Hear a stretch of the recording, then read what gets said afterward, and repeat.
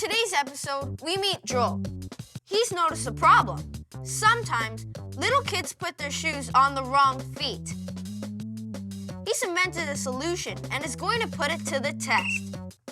Could it actually make learning fun? This is your left shoe.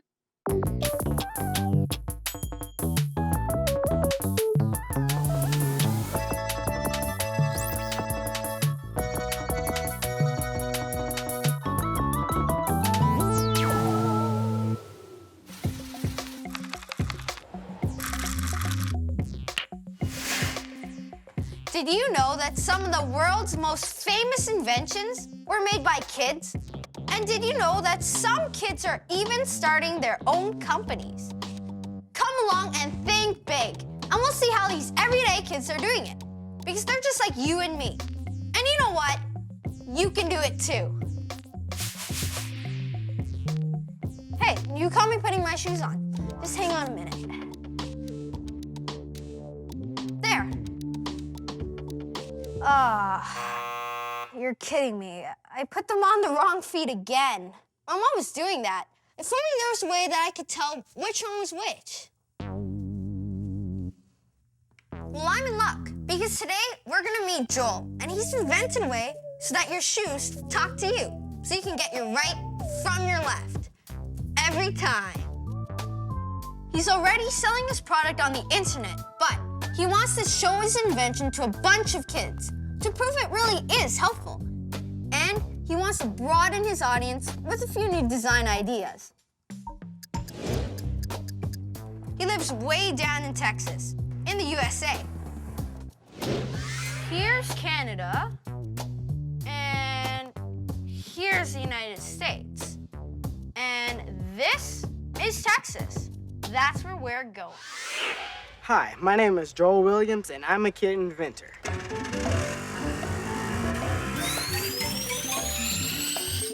I'm 13 years old. I'm the inventor of the smart button, and I go to school in Temple, Texas, USA. For fun, I like to play the piano,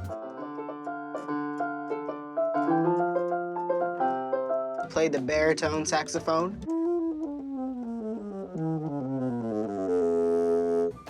ride the four-wheeler, and play on the trampoline. I love the trampoline, and I do it almost every day. Hi, I'm Joel, and welcome to my room.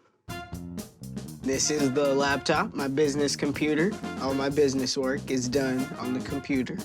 My cash register, where I like to keep my money. I got this for Christmas about 5 years ago for when I was selling smaller items. Not many kids my age have a cash register that works like this.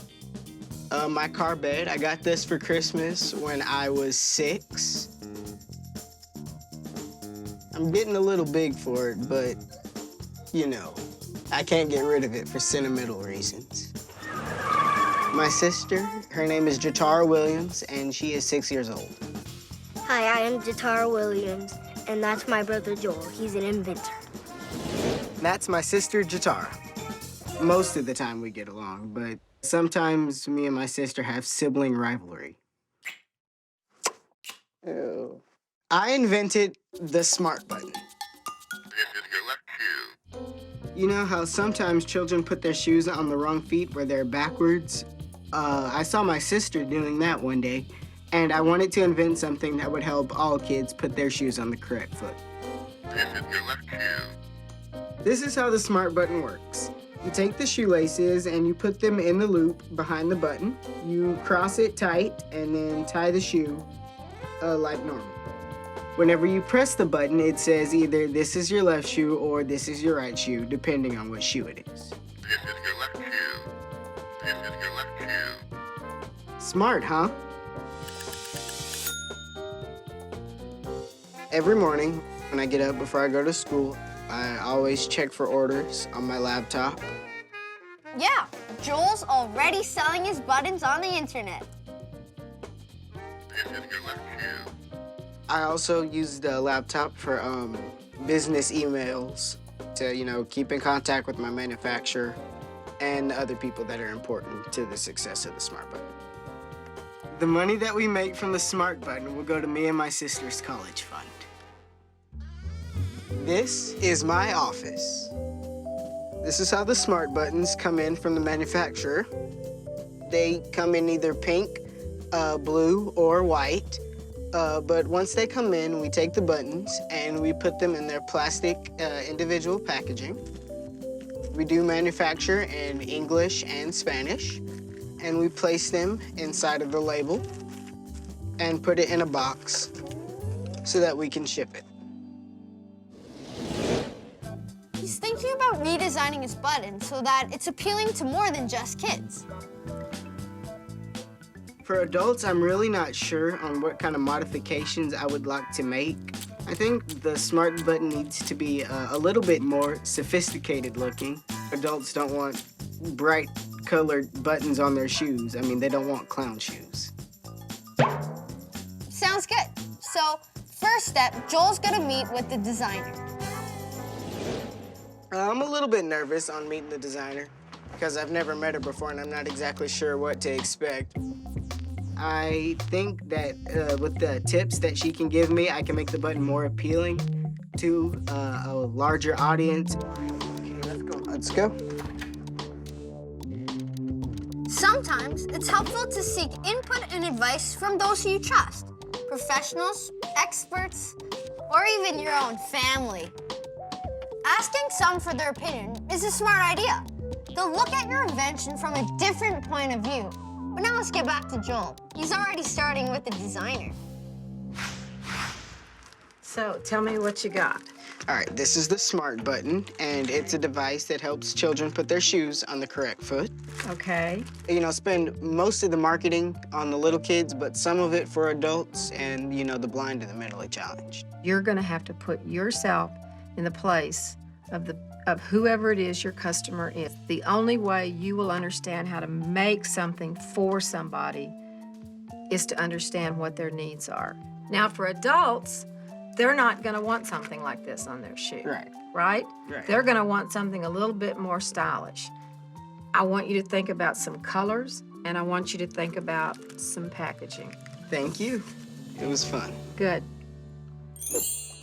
Right now, I'm looking at the notes that the designer gave me, and I'm doing a little bit of online research. She kind of talked about changing the size of the button and changing the colors. And she also talked about being in the person's shoes that we're selling for. I need to think about maybe like the texture of the button itself, so that way, for like a blind person that can't see, they rely more on their senses of touch. And so I need to figure out, you know, what it feels like. Being in someone else's shoes when you're designing something is a really great idea for any invention, because you have to know that you're not just making it to sell to your grandma, to your grandpa, or something like that. You have to know that, you know, there's a lot of different people out in the world and you're trying to sell to everyone. So you need to think about that when you're working on a project. All right, Tara, come here. What do you think about that color on the button? Yeah. You like that one? Yeah. Show me which one you like then. Well, I knew that. Think of a color we don't have. That one. What do I want one for boys? I was thinking about doing maybe a green color. I wouldn't like to have green on my shoes. Not even that one? I like that one. You like that one? Okay. There you go. Like I said before, it's helpful to get input and opinions from others, even if it's from your little sister.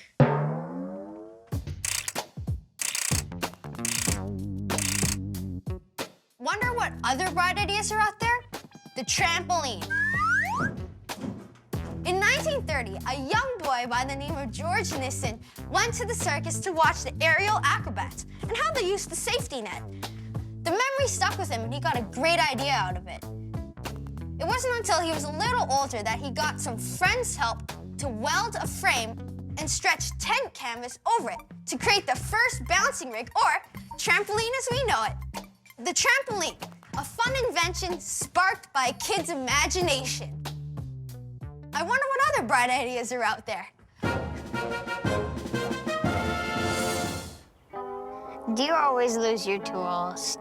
Do you always forget one and have to make a second trip? Well, I've got the invention for you, the scrammer. My name is Daniel Soa. I am 10 years old, and my invention is called the scrammer. The scrammer is a screwdriver, a hammer multi-tool. It's a hammer, but when you undo the locking pin, there's a screwdriver head, and there's a plug in the back. Take that out. Out come bolts. Stick the bolts in the screwdriver head, and there's a magnet in there that keeps them from falling out. It's really sturdy. If somebody didn't have my invention, and they needed a hammer and a screwdriver, and they only brought up the hammer and they forgot the screwdriver, they'd have to go back and get the screwdriver. I've tightened some loose screws around the house with it. I've banged in some nails with it. Yeah, I've tested it, and it works really well. With my invention, the tools you need are all in one. The scrammer could be coming to a store near you. I bet there's lots of stuff around your house that you could use to make a great wearable invention. Now you have to think, what can you wear? Hats, belts, wristbands. There's lots of different stuff you can wear. Now think, what would be a useful addition? Maybe you could add a tray to your belt, and then you could put your drink on it when you're walking around. Maybe your wristband has a secret pocket to keep things in. It could be anything. You know, I have a problem that an invention just might solve. Sometimes I wear sunglasses and a baseball cap. It's just that it's just too much. The cap gets in the way of the sunglasses, and the sunglasses get in the way of the cap. Ugh. I wonder if there's something I can do about it.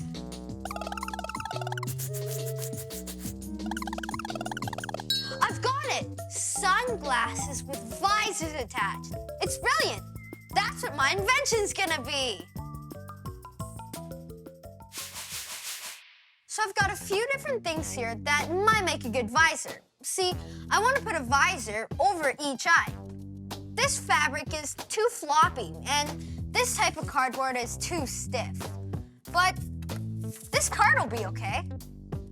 So I'm going to cut these into pieces. Now that I've got my two visors cut, I'm going to tape them onto the glasses. How's that? It's not perfect, but do you think it'll work? Well, now we're gonna meet Samantha. As a teenager, she's already a pro at selling on the internet. In fact, it's her business. Samantha? Hi, my name's Samantha Milner, and I'm the CEO of Sassy Sam's Inc. Welcome to Sassy Sam's. Come on in. I was 11 when I started the whole company. 13 was probably around then when I started the jewelry aspect of the company. And today we're Canada's largest jewelry and accessory wholesale website.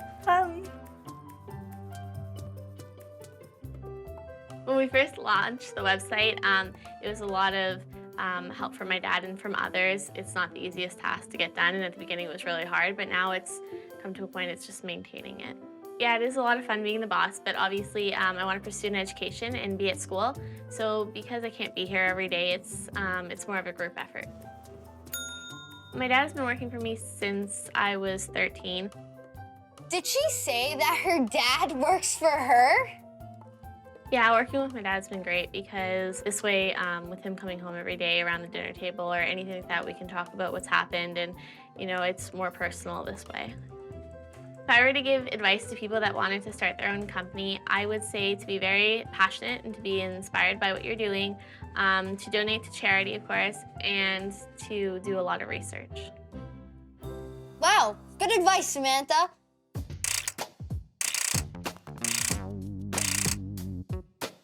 What other bright ideas are out there? How about earmuffs? Back in 1873, a 15-year-old invented earmuffs.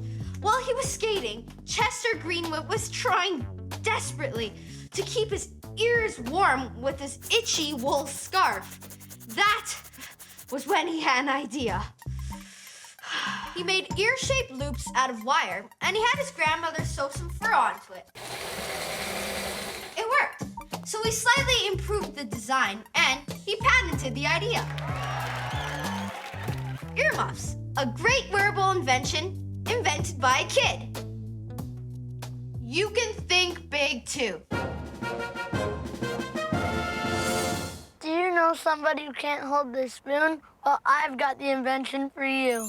My name is Eric Farace. I am 10 years old and I invented the hand aids.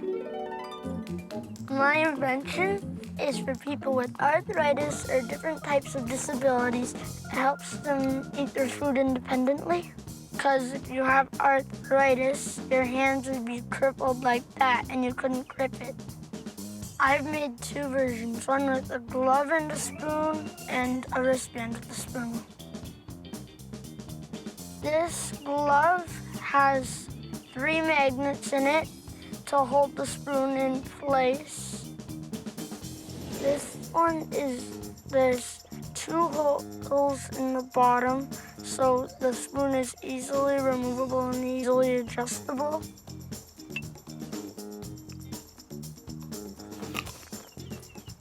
Tasty. You could use any kind of utensils. You could use a fork. You might even be able to use my invention when you brush your teeth. Maybe your grandma and grandpa could use them. Look how easy it is. The hand aid is a handy aid. Well, we know Joel's starting to think of different colors and shapes, which might appeal to adults. And we know that Jatara likes the buttons. But do they actually help kids get their shoes right and left? I'm here at the Heart of Texas Gymnasium, and I'm getting ready to test the smart button out on a group of kids. I'm kind of nervous about how this test is going to turn out because I'm not exactly sure if it's going to help them or not. But, you know, we'll just see how it all turns out. All right, here's what we're going to do. When I blow the whistle, I want you to run over to your shoes and put your shoes on. You don't have to tie them or anything, but all you have to do is put them on. And once you've put them on, sit down on the line and raise your hand, okay? All right, everyone stand up. Ready, set.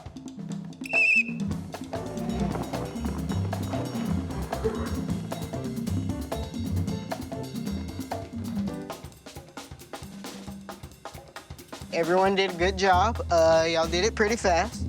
We had 4 kids that put their shoes on the wrong foot. And now we're gonna see if we can correct that with the help of the smart button. I'm gonna put my inventions on your shoes, so that way when you come back for the second test, then we're going to be able to see if these help you, okay?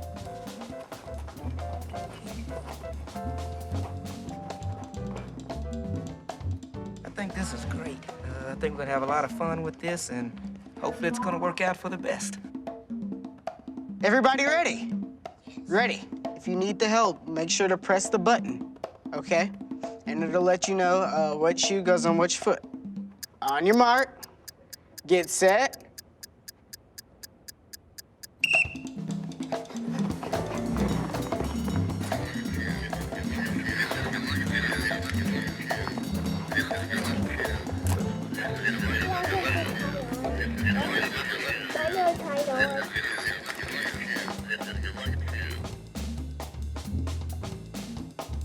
This time, all the kids put their shoes on the right foot, so this test has been a total success.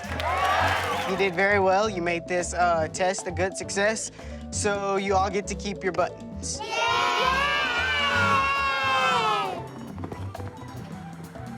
that was great. Yes, I'm surprised they all got it right. Good test. You did a good job, Joe. Thank you. I was glad that all the kids liked the button. They seemed to have fun with it. You know, they played with it and they pressed it a lot. So, you know, that shows that they are having fun learning with the button. Tara, what did you think about the whole thing? I think it went well. I think Joel did a good job. I think they like the button. Kids are loud, though. They're loud like Tara. Joel, will you stop it? Okay, leave her I'm alone, sorry.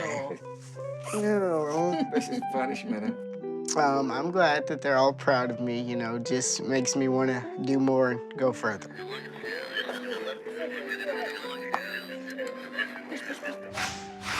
Well, there you have it. Joel, inspired by his sister, thought of it, made it, and successfully tested his invention. Hopefully, that college fund for him and his sister will grow. If Joel can do it, so can you. All you have to do is think big. Well, I'm gonna try my visor sunglasses. Let's see how they work. Whoa, okay, so it's really dark, and it's actually kind of hard to see. Okay?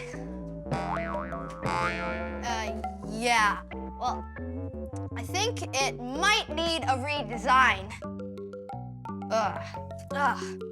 Oh, that's better.